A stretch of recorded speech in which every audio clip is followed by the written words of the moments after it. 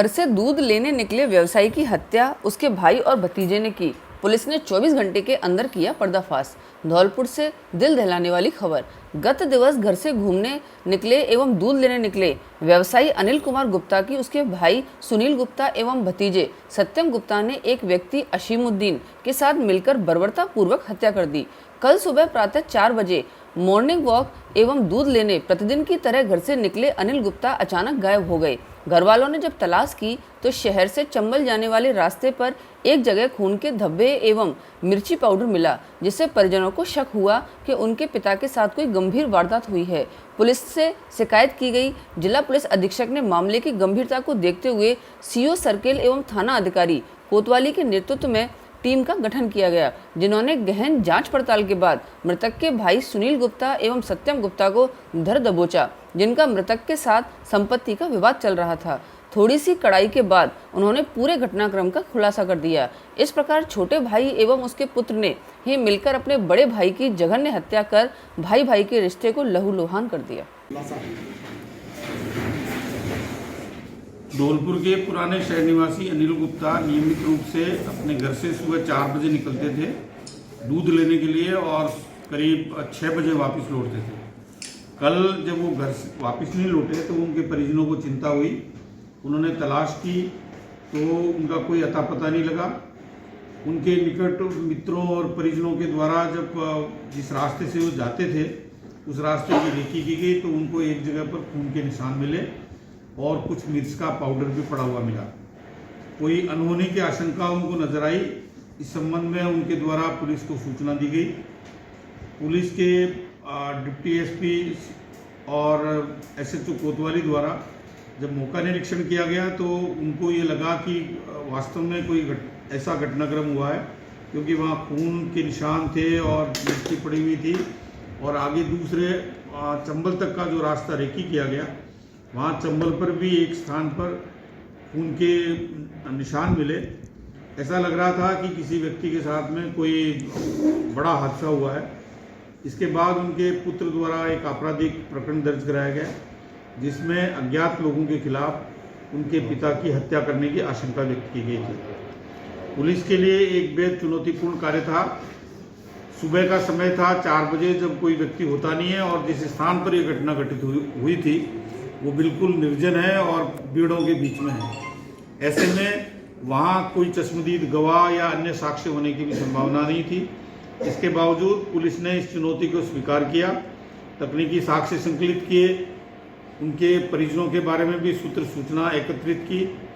दोपहर होते होते पुलिस को महत्वपूर्ण सुराग मिले और पुलिस द्वारा मृतक का भाई सुनील गुप्ता के पुत्र सत्यम को पूछताछ के लिए तलब किया।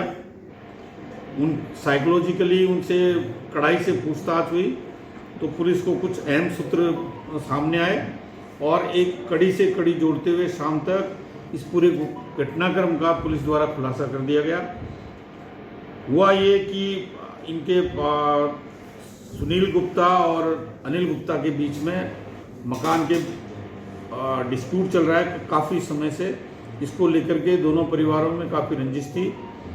इसी के चलते सुनील गुप्ता और सत्यम ने आपराधिक षड्यंत्र के तहत इसको ठिकाने लगाने की एक प्लानिंग की, जिसमें हसमुद्दीन नाम का व्यक्ति भी शामिल हुआ और इस आपराधिक षड्यंत्र के तहत इसको मारने की प्लानिंग आज से 2-2.5 महीने पहले शुरू हुई, जिसके अंतर्गत प्रथम प्रयास के दौरान एक कैंटर गाड़ी से मुबीन नाम के व्यक्ति को हायर करते हुए उसको एक्सीडेंट करके मारने का प्लान रचा गया। 2 जून को ये घटना कारित हुई, लेकिन तकदीर से अनिल गुप्ता उस घटना में बच गए। उनको ये एहसास भी नहीं हुआ कि उन पर कोई जान से मारने की नीयत का अटैम्प्ट हुआ है। इलाज लेने के कुछ समय तक उन्होंने अपना जो मॉर्निंग वॉक वाला कार्यक्रम था वो स्थगित रखा। उसके बाद जब वो पूरी तरह ठीक हो गए तो उनकी नियमित दिनचर्या पुनः शुरू हुई। इसके बाद इन्होंने पुनः प्लानिंग की और हसमुद्दीन से एक नया व्यक्ति टुंडा नाम का व्यक्ति हायर किया गया और टुंडा से इसका सत्यम का संपर्क कराया गया। सत्यम और टुंडा ने मिलकर के कल सुबह 3 बजे ये उठे, उसका पीछा किया अनिल गुप्ता का और वहाँ जो शेरगढ़ किले की तरफ रास्ता मुड़ता है वहाँ एक पुलिया के पास में पहले से जाके इन्होंने मोर्चा ले लिया और अपनी उपस्थिति छिपा दी।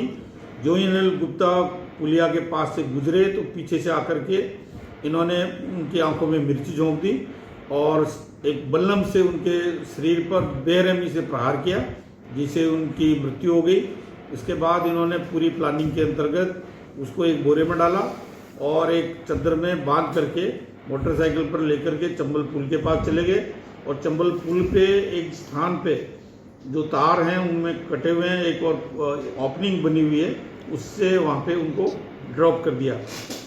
इस पूरे घटनाक्रम में अभी तक के अनुसंधान से सत्यम गुप्ता, सुनील गुप्ता, हसमुद्दीन, मुबीन और टुंडा क्रिमिनल कॉन्स्पिरेसी और मर्डर के अपराध के दोषी पाए गए हैं। पुलिस द्वारा इनमें से अभी तक सत्यम, सुनील और हसमुद्दीन इनको गिरफ्तार किया गया है। टुंडा और मुबीन की तलाश जारी है। पुलिस सीओ सिटी के निर्देशन में गहनता से अनुसंधान कर रही है। इस संबंध में जो भी सुसंगत साक्ष्य हैं वो काफ़ी महत्वपूर्ण साक्ष्य कुछ संकलित किए गए हैं और कुछ संकलित किए जाने प्रक्रियाधीन है। सखवारा रपट से नदी में बहा ट्रैक्टर निकाला गया, एक व्यक्ति का शव बरामद। सेवक की प्रमुख खबर। गत दिवस पार्वती नदी के सखवारा रपट से एक ट्रैक्टर ट्रॉली 3 लोगों के साथ नदी में बह गए थे, जिनमें से एक व्यक्ति तैरकर बाहर आ गया था तथा 2 व्यक्ति लापता हो गए थे। कोलारी थाना प्रभारी भंवर सिंह ने बताया कि आज पुनः कोलारी पुलिस ने एसडीआरएफ की टीम के साथ ट्रैक्टर और लापता लोगों की तलाश शुरू की तो एक व्यक्ति बंटी पुत्र पातीराम लोधा उम्र 40 वर्ष निवासी मंसूर का पुरा थाना कोलारी का शव बरामद किया गया। साथ ही ट्रैक्टर को भी निकाला गया है। लापता दूसरे व्यक्ति की गोताखोरों द्वारा तलाश की जा रही है।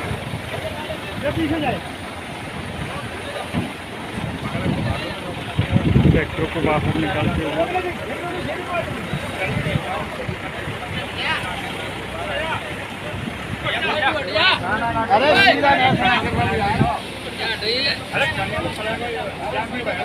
तू हटिया, ट्रैक्टर छोड़ दे। ट्रैक्टर पूरी तरीका से डैमेज हो चुका है।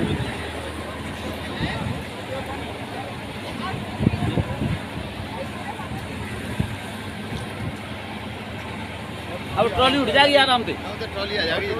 हाँ, पाँव उठा रहे हो कम है और अपने आप उठ जाएगी। सीधी तरफ पे आटा सुनो चाचा, पीछे सीधे तरफ पे तो नहीं सब जाओ तो अब चले जाओ, अगर संभाल में जब उतारा तो मरी को होना तो मुझे मार देगा है। ऊपर उतरेगा, जाना पड़ेगा अपना दरवाजा नहीं जाए। सीधे लोग उसका कोई खींच ले जाओ यार। मंदिर के पास चलवा लो, मंदिर के पास अपना खेतम पटकवा दी सर, अपना खेतम है अपना मालिक खींच ले जाए।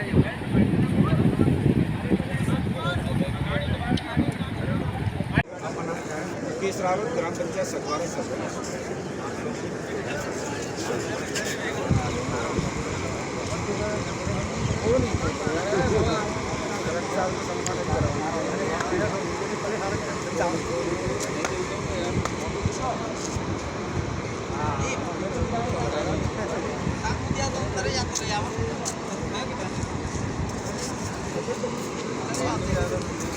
जब मत बैठो, नहीं है बेटी, भाग ही है नहीं तो तेरे भाई है।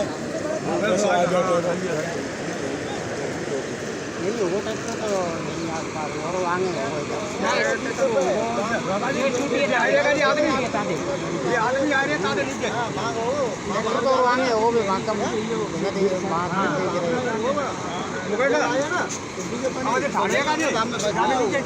नहीं होगा जब हम में हो जाए गहरी में हाँ बीच और ऐसे ही हो आगे गारंटी दे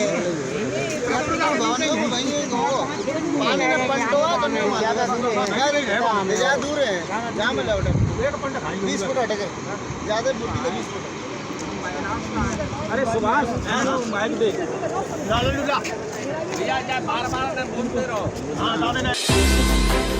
15 दिन पूर्व की गई लूट का खुलासा। एक गिरफ्तार। कंचनपुर से खास खबर। जिला पुलिस अधीक्षक के निर्देशन में वांछित अपराधियों का धरपकड़ अभियान जोरदारी से चलाया जा रहा है, जिसके तहत गत रात्रि कंचनपुर थाना प्रभारी देवेंद्र कुमार शर्मा के नेतृत्व में पुलिस पार्टी ने एक राहजनी करने वाले को गिरफ्तार किया है। प्राप्त सूचना के अनुसार लगभग 15 दिन पूर्व संडपुरा मोड़ के पास लूट की वारदात हुई थी। 25 जुलाई 2021 को राम लखन पुत्र राजवीर गोसाई ने रिपोर्ट दर्ज कराई थी कि रात्रि में गांव जाने पर रास्ते में कुछ लोगों ने उसे लूट लिया था। उसका मोबाइल, नगद 20,000 एवं अन्य उपयोगी सामान मारपीट कर छीन लिए। पुलिस ने मामले की जांच की तथा मुखबिर की सूचना पर राम लखन पुत्र किशन सिंह गुर्जर निवासी वीरपुर थाना डांगबसई को गिरफ्तार करने में सफलता हासिल की है। गिरफ्तार व्यक्ति से लूटे गए सामान की बरामदगी एवं अन्य वारदातों के बारे में पूछताछ जारी है। निजी स्कूल संचालकों का कल जयपुर में होगा धरना प्रदर्शन आंदोलन। जयपुर की प्रमुख खबर। कोविड-19 के चलते प्रदेश में निजी विद्यालय लंबे समय से बंद पड़े हुए हैं। इस कारण प्रदेश में निजी विद्यालय संचालक और स्टाफ की भुखमरी की नौबत आ गई है। इससे परेशान होकर संपूर्ण प्रदेश के निजी विद्यालय संचालकों ने आंदोलन करने का निर्णय लिया है। निजी स्कूल संचालकों के संगठनों ने आह्वान किया है कि 13 अगस्त को सुबह 8 बजे सिविल लाइंस मुख्यमंत्री निवास पर धरना देने के लिए एकत्र होना है। धौलपुर जिले से अनेक निजी स्कूल संचालक इस धरने में शामिल होने के लिए जयपुर पहुंच रहे हैं। नमस्कार साथियों, सबसे पहले टीम ब्यावर को सैल्यूट करते हैं हम, जो कि आज यात्रा के तीसरे दिन भी वो पैदल चल के मुसीबतों का सामना करके अपनी मंजिल की तरफ अग्रसित है। जैसा कि हमने आह्वान किया था कि टीम ब्यावर अकेली नहीं है, राजस्थान के संपूर्ण स्कूल उनके साथ में है, बिना किसी स्वार्थ के, केवल और केवल स्कूल हितों को ध्यान में रखते हुए। अतः सर्वप्रथम वो कल रात को ब्यावर टीम जो पैदल यात्री है वो रात को यहाँ पर जयपुर पहुंच जाएंगे। उनके विश्राम की, रहने खाने की व्यवस्था कर दी गई है, उनको लोकेशन भेज दी गई है।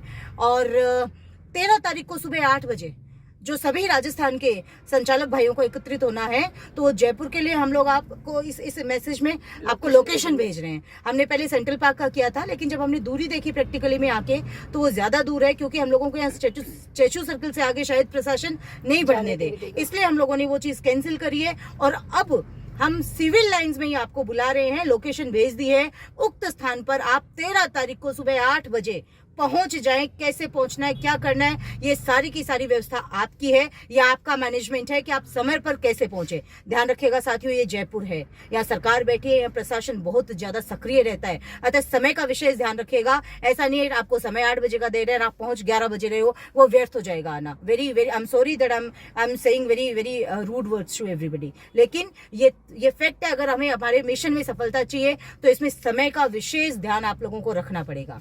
सीमा मैम, आप कुछ कहें प्लीज। और ये किसी संगठन विशेष का कार्य नहीं है, तो आप लोगों से कहना चाहूंगी कि बिल्कुल भी ये ना सोचे कि ये इस संगठन से या उस संगठन से। कई लोग आप लोगों को मिसगाइड करने की कोशिश कर रहे हैं कि 14 तारीख का प्रोग्राम है, पर ऐसा कुछ नहीं है। जो भी हमारी सिचुएशन हम लोगों ने आपको क्लियर कर दी है। 13 तारीख को आप लोगों को सिविल लाइंस पे जो लोकेशन हम लोग भेज रहे हैं, वहाँ पे आप लोगों को सुबह 8 बजे एकत्रित होना है और अपनी एकता का पूरा परिचय देना है। ध्यान रखिए, वहाँ पे सिर गिने जाएंगे कि आप लोगों की भीड़ बताएगी आप में कितनी एकता है और हमारी मांगे जायज है या नहीं।